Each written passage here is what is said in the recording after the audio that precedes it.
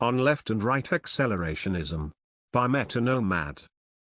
Where one begins with acceleration or accelerationism, or capitalismism, in the scholarly philosophical sense cannot be from any centralized point. This rhizomatic point of origin is quite in keeping with accelerationist theory. One could begin from Marx's fragment on machines. The accelerationist reader, hyperstition, Nick Land's oeuvre, Deleuze-Guattarian philosophy, late Nietzsche, CCIU or even niche Twitter subgroups. So where shall I begin, from the list above's glaring lacuna? I shall begin with the Manifesto for an Accelerationist Politics, otherwise known as the MAP. Unfortunately, this map isn't full of detailed schematics, measurements or routes, no. This map is in fact a manifesto, the Manifesto for an Accelerationist Politics, MAP. If it were a map, I'd argue that it'd be so dated in its approach to cartography that we'd be dealing with but a crayon drawing of robot marks pointing which direction to go in. So, why begin here as opposed to the other acceleration labyrinth, acceleration lab, entry points? The map is one of the few entry locations of the acceleration lab that actually has a defined position which is relative to any agreement.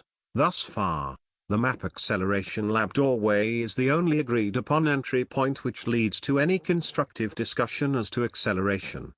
Why is this? To the meat. As I stated, map declares a position, which is on the left. Their proposition in short is to accelerate technology as a means to emancipate the worker from the shackles of capitalism. The acceleration of technology is a utopian accelerative gesture. Work for work's sake is a perversity and a constraint imposed upon humanity by capitalism's ideology of the work ethic. What accelerationism seeks is to allow human potential to escape from the trap set for it by contemporary capitalism. From accelerationism, remembering the future. It is quite transparently a Marxism for the 21st century. Isaac Camacho, and so one may wonder why anyone would take seriously such a proposition. The idea that post/after/beyond/through capitalism lies this Marxist utopia, is deluded. Capitalism has already subsumed Marxism, and unless you wish to make the case that it still exists but does mere internal cyst upon capitalism innards waiting for its day or rupture, then your argument comes to a halt rather sharply. Post-capitalism, if such a nauseating political reality could come into existence, would exist much akin to postmodernism, yearning to be free of its suffix master, yet perpetually attached via an economic umbilical cord for stability. Yet this idea of post-capitalism allows us to view that which acceleration is truly indebted to, time.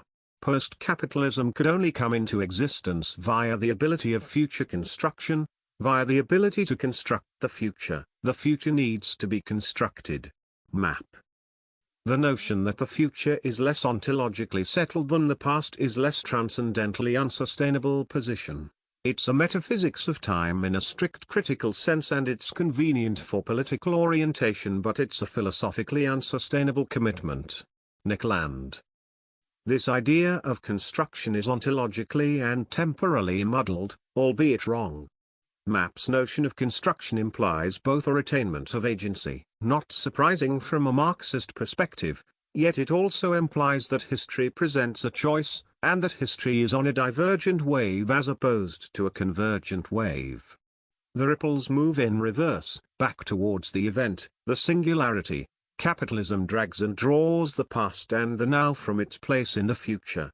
A temporal lasso cuts through common notions of chronic time and acts out its transcendent selection process.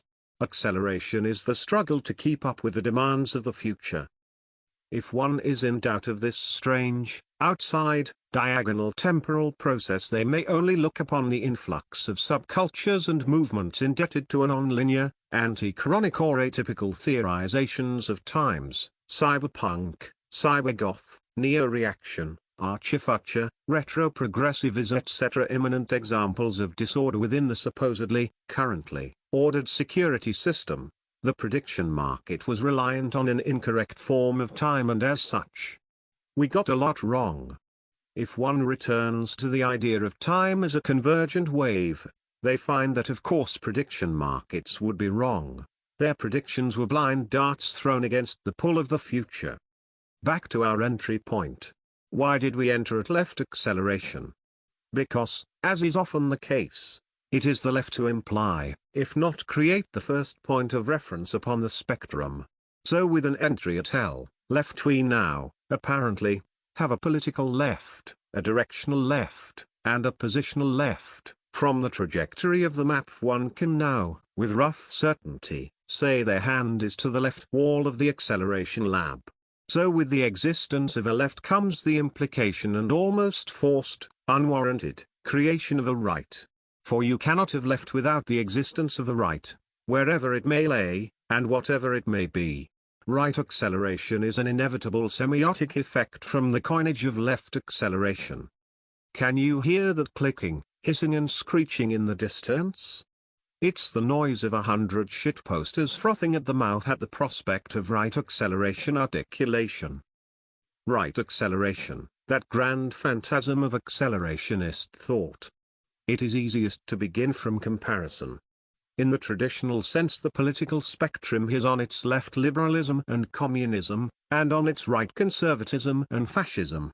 So where left acceleration see a constructed future once again pertaining to Marxist thought, right acceleration sees, amongst a few perceptions, wait your turn, the possibility of acceleration only existing with a reversion to some form of hierarchical structure. This is where we see the convergence of neo-reaction and right acceleration, both taking the black pill in acceptance of deterritorialization as capitalism. It sees capital's oppressive reconfiguration of the social space as the inevitable price techno-industrial development.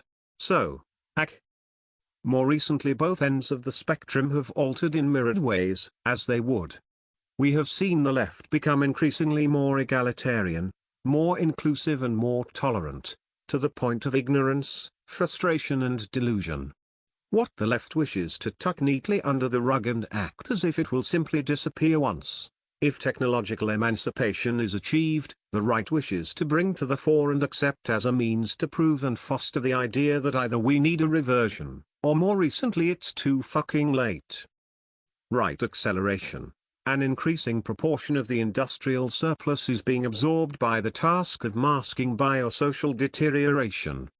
Zero acceleration, over 100% soon. Unconditional acceleration, Okamunde.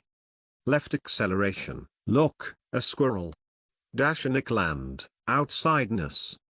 The discrepancies of an right acceleration definition come about precisely because in its origination it was anti-capitalism. To paraphrase Moldbug, just because you're no longer a red, doesn't mean you have to become a blue. Right acceleration were anti-capitalist. But they're an apostrophe T/ aren't those anti-capitalists, they can't be. Otherwise the spectrum just shot up its own ass.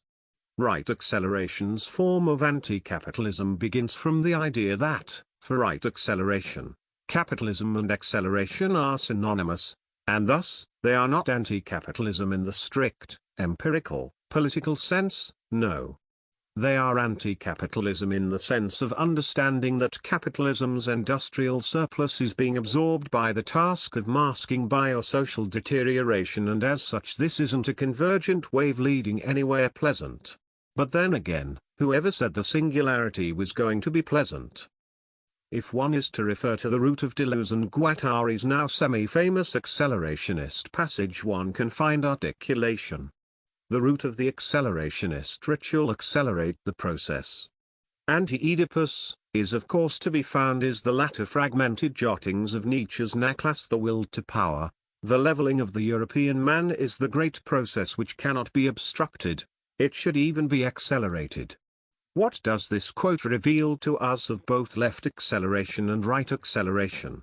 It reveals priorities. Left acceleration dumbfoundedly wishes to control the ritual process, whereas right acceleration are primarily focused on what the leveling does to European man. Or, it's all well and good leveling European man, but if that process results in a dysgenic, IQ shredding, weak, slave-like mess, then perhaps it's best to question the method.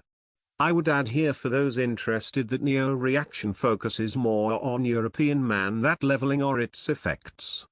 Right acceleration is left acceleration's compensatory reterritorialized element. Yet unlike the left acceleration, right acceleration has not chained itself to archaic theory set in chronic time, and as such acts as a reterritorialization acting and moving in relation to left acceleration's consistent compiling of ignorance. This would be my personal argument against the idea that right acceleration needs or has a consistent political position. Right acceleration's inherent understanding of agency within unhinged time allows them to acquire the black pill visors and metaphorically witness capital's convergent lasso come forth. With left acceleration searching for the supposed true agent of acceleration exterior to capitalism, which in the view of right acceleration is capitalism itself. Thus the spectrum upon which both L and right acceleration coexist is one of ontology, wherein one side, left acceleration, promote an ontologically objective structure of time, with humanity's agency at the wheel, and the other end, right acceleration, accepting the ontology of the future as a constant. Right acceleration accept that capital is critique. Thus the circuit diagram of both left acceleration and right acceleration remain the same. Their ontology, however, is entirely different. The circuit diagram itself is acceleration pure,